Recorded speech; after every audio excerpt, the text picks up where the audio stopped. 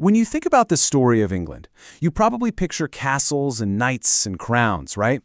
Well, the real story, it starts much earlier. It begins with simple boats crossing a cold sea, carrying warriors and farmers who found a broken island, and then remade it. They were the Anglo-Saxons, and today we're going to dig into how they didn't just conquer a land, they literally created one.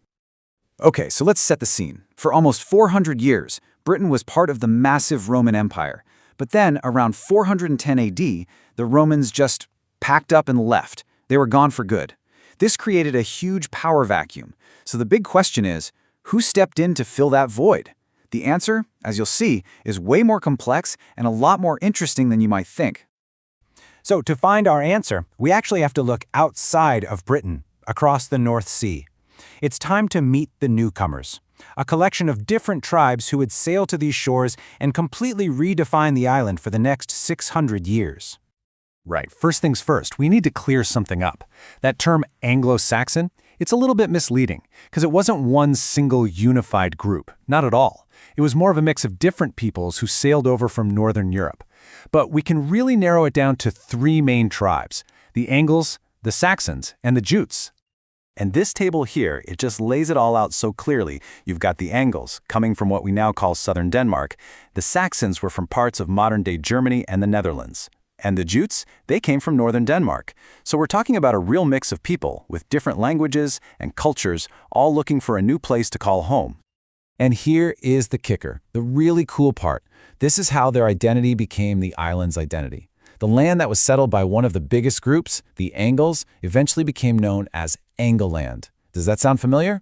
Yep, that is the actual origin of the name England, right there. So we know who they were and we know where they came from. But the next big question is, why did they come? Their arrival wasn't like a single invasion in a movie. It was a really complex process, a migration that happened over many, many decades. You know, the story we usually hear is one of a big, violent invasion. But is that really the whole picture? No way!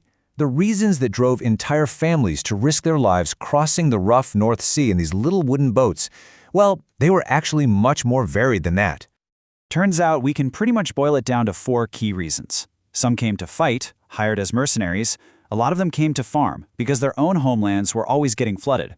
Others just came to settle down and build new lives from scratch. But that last one, that's the one that might surprise you.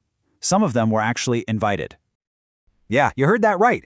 This is a super critical detail. After the Roman army left, the native Britons were getting attacked all the time by the Picts and Scots from the north. So, what did they do? They hired Saxon warriors to come over and be their bodyguards. The only problem was, once these very skilled fighters got there, they kind of liked what they saw. And, well, they decided to stay.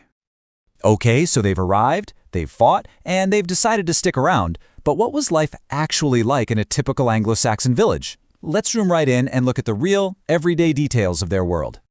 Life was tough, and you grew up fast. From a really young age, everyone knew their role. For boys, it was all about learning the work of men, chopping down trees, plowing fields with oxen, fishing, hunting, and of course, learning how to fight.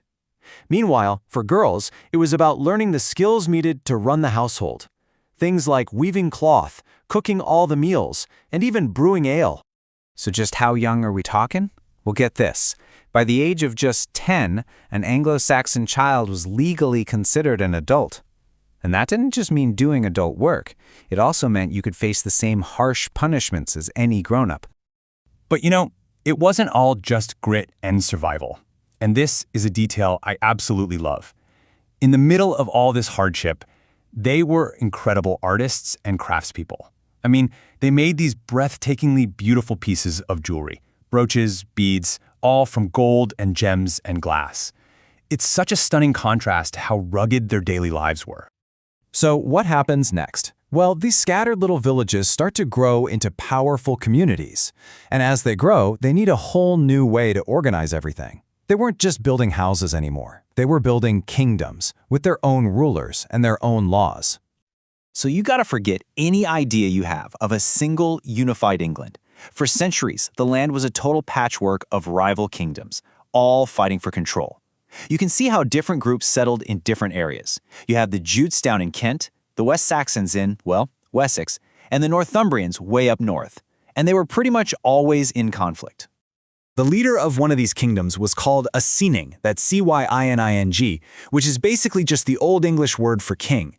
And this job wasn't just about who your dad was. A cyning had to be a powerful, successful war chief to get any respect and to hold on to his power. But for some kings, that wasn't enough. There was an even bigger prize. The most powerful king of the time might try to claim the title of Bretwalda. This basically meant ruler of all Britain. It was a massive declaration of dominance over every other king and kingdom.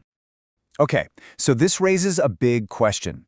How do you keep the peace in a world without police or prisons? Well, they had this absolutely fascinating legal system called wergild. It literally means mangold. If you hurt or even killed someone, you didn't go to jail. Instead, you had to pay a fine directly to the victim's family. And the size of the fine depended on their social status. It was a really practical system designed to stop endless cycles of bloody revenge. And when I say justice was direct, I mean direct. The details are just wow. For instance, the fine for breaking into someone's house was 5 shillings. But if you stole something small, you could literally lose your nose or your hand.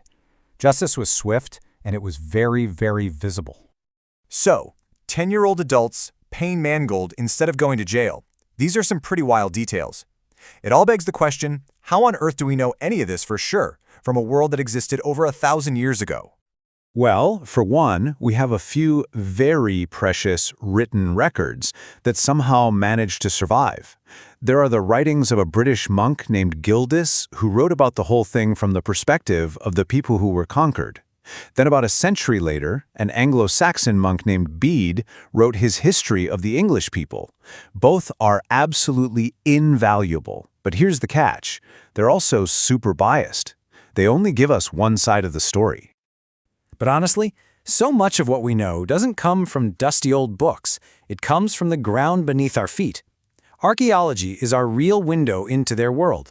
By studying their burial sites, the stuff they were buried with, called grave goods, amazing treasure hoards, and even the foundations of their buildings, we can piece together the details of how they really, truly lived.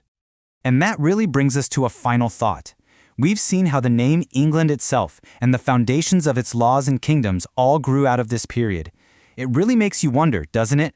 What other details of our modern world, our language, our laws, even the places we live, actually got their start in a small, smoky Anglo-Saxon village all those centuries ago?